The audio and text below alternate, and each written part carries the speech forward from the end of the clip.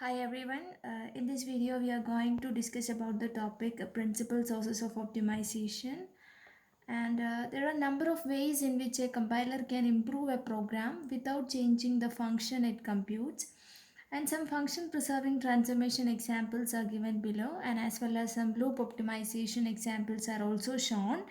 And under the function preserving transformations, there are common sub-expression elimination, copy propagation, dead code elimination, and constant folding. And under loop optimization, we have chord motion, induction variable elimination, and reduction in strength. And we can check one by one. And the first one is common sub-expression elimination under the function preserving transformations.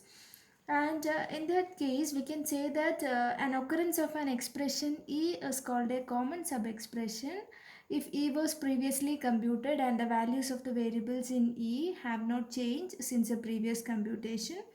That is, we have the expressions like A is equal to A, B plus C, B is equal to A minus D, and C is equal to B plus C, and D is equal to A minus B.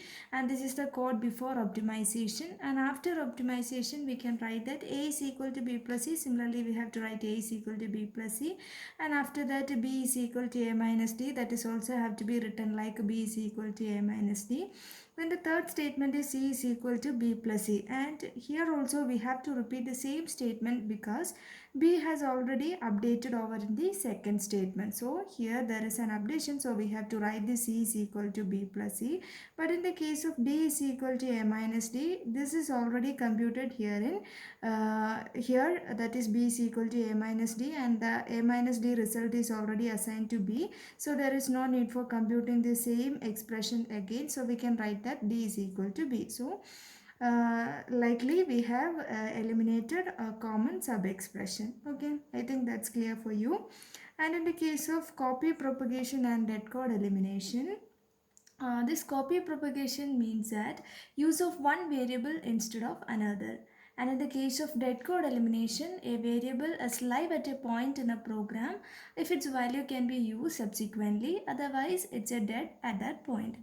For example, we can consider the expression x is equal to t3 and a of t2 is equal to t5 and a of t4 is equal to x. And after copy propagation, we can write that this x is equal to t3 that we wrote, and a of t2 is equal to t5 that also we have to copy. But in the case of a of t4 is equal to x, and this x and t3 have the same value, so instead of this x we can write t3 after this copy propagation. So after this copy propagation, we wrote as a of t2 is equal to t5 and a of t4 is equal to t3.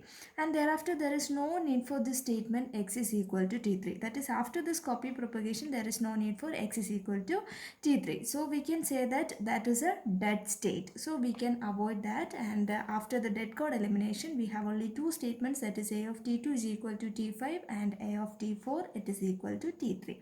That is in the case of copy propagation and dead code elimination. Function preserving transformations, we have one more, that is constant folding.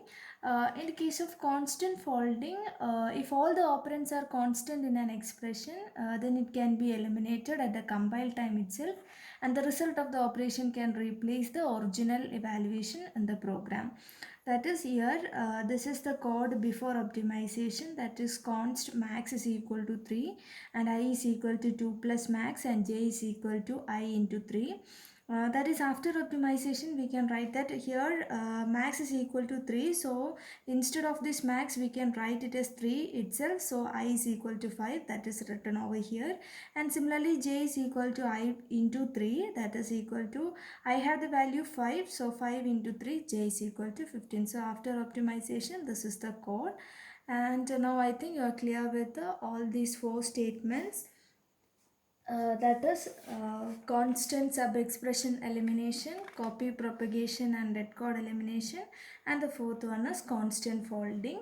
Now we have to check some expressions under loop optimization.